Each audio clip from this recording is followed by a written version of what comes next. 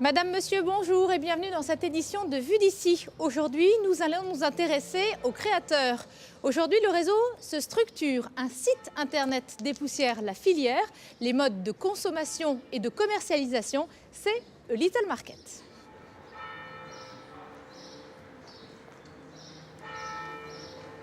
Nous sommes donc à présent en compagnie de Nicolas Cohen. Bonjour Nicolas. Bonjour. Vous êtes le cofondateur de ce site qui s'appelle A Little Market, qui rassemble aujourd'hui 49 000 créateurs. Combien sont implantés dans notre région? Un peu plus de 500. D'accord. Vous les avez sélectionnés de quelle façon? Alors la sélection se fait naturellement sur le site, c'est-à-dire qu'ils s'inscrivent par eux-mêmes sur notre site. Nous, ce qu'on demande, c'est que ce soit des produits faits main et donc que ce soit le créateur qui a fabriqué le produit qui le vend. L'idée de départ, en 2008, quand vous avez créé ce site, c'est quoi? C'est d'aider les petits? Exactement. Ce qu'on souhaitait, c'était aider tous ces créateurs français à émerger et Internet était fait pour eux et donc il fallait juste créer la plateforme pour leur permettre de vendre leur création. Ce qui leur manquait, c'était un outil de distribution. Ils ne sont pas très commerçants dans l'âme, peut-être. Exactement, ce sont des créateurs et donc ce qui leur manquait, c'était un outil pour leur donner de la visibilité, mais également des conseils pour commercialiser. Ce sont des créateurs, pas des commerçants, et donc nous, on les aide justement à commercialiser leur création. On parle beaucoup du Made in France en ce moment. Est-ce que vous surfez sur la vague? Tout à fait, puisque 99% des créateurs inscrits sur le site sont basés en France.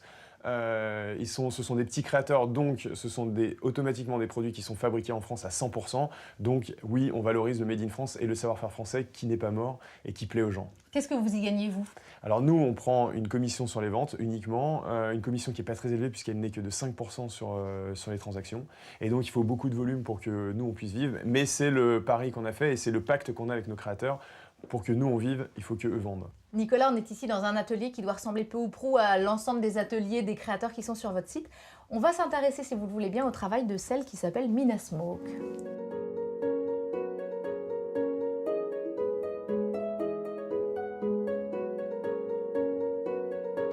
Mina Smoke, c'est vous, Chérifa Wexler. Bonjour. Bonjour. Depuis 2 ans que vous êtes inscrite sur ce site internet, qu'est-ce qui a changé dans votre vie? Ça a tout changé puisque maintenant j'ai vraiment une indépendance professionnelle et financière. Donc c'est vraiment la liberté. Aujourd'hui, vous vivez de vos créations, ce qui n'était pas le cas? Oui, tout à fait.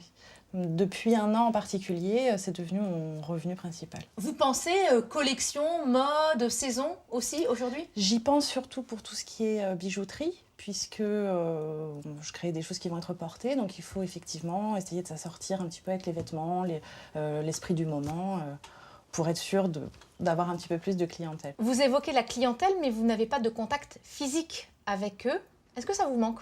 Pas vraiment, disons, avec... voilà, bon, alors les artistes, c'est vrai qu'on est un peu en retrait, on aime bien avoir ce moment d'introspection quand on crée. Et après, on les donne de toute façon avec les réseaux sociaux. On a de toute façon un moment où on va donner à voir et où on va être critiqué ou apprécié. Et on a aussi des systèmes de ménagerie sur la plateforme qui permettent de toute façon d'être en contact avec le client. Donc ça vous satisfait complètement, ça? Ça me satisfait. J'aime bien de temps en temps faire des marchés de créateurs quand même pour partir à la rencontre des gens. Mais j'aime bien aussi ce retrait. Ça me convient bien. D'accord. Je vous propose d'aller à la rencontre d'une autre créatrice qui est installée à Biorel, près de Rouen. C'est Catherine Lecomte et Laurent Lagneau qui l'ont rencontrée pour nous. Pour cette jeune créatrice de 32 ans, le rituel est toujours le même. Une feuille de dessin, des crayons, un peu d'imagination et sa passion pour les jolis accessoires peut enfin s'exprimer librement. Toutes les pièces sont nées à une table de dessin parce que j'ai une formation d'architecte, donc on m'a appris à dessiner, à concevoir.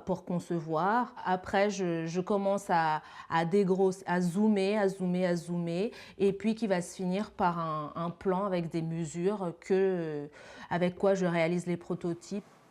Mais parce qu'elle n'est pas couturière, c'est dans son pays d'origine qu'elle a décidé de confier la fabrication de tous ses tours de cou et de ses bijoux, une démarche volontairement solidaire. C'est dans le cadre, en fait, essayer de développer une création, des créations éthiques et donc qui pourraient apporter du travail aussi à des jeunes gens à Madagascar, un travail pérenne. Mais même si elle peut aujourd'hui distribuer ses produits grâce à Internet, elle n'envisage pas encore de pouvoir en vivre. Son premier métier, lui aussi de création, risque bien de grignoter dangereusement tout son peps, une question d'équilibre à inventer. Ça va être dur de passer au-dessus de l'architecture parce que une fois que ça démarre, on est dans un engrenage. Donc effectivement, la création, voilà, après, ça va devenir peut-être un petit exutoire de décompression.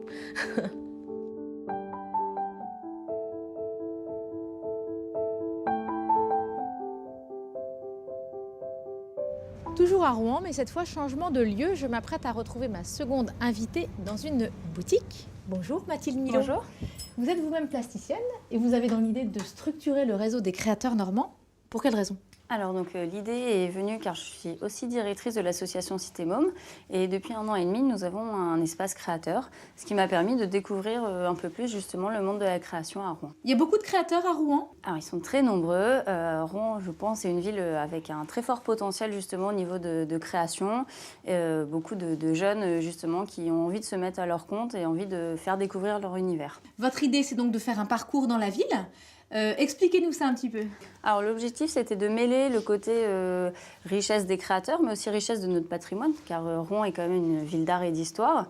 Et donc de mêler un peu ce côté découverte, anecdotique, sortir des sentiers battus, et justement aller dans ces petites rues où parfois des petites boutiques ou des métiers d'art se développent. Combien de professionnels participeront ?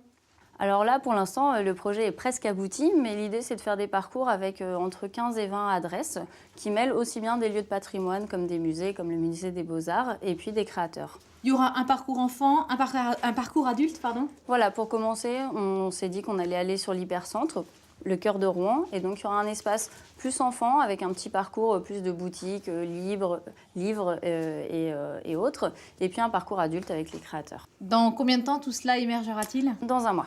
Merci Mathilde de nous en avoir parlé. Merci. Et merci à vous de nous avoir suivis. Demain, Vue d'ici sera consacré au mois de l'architecture. Bonne soirée, à demain.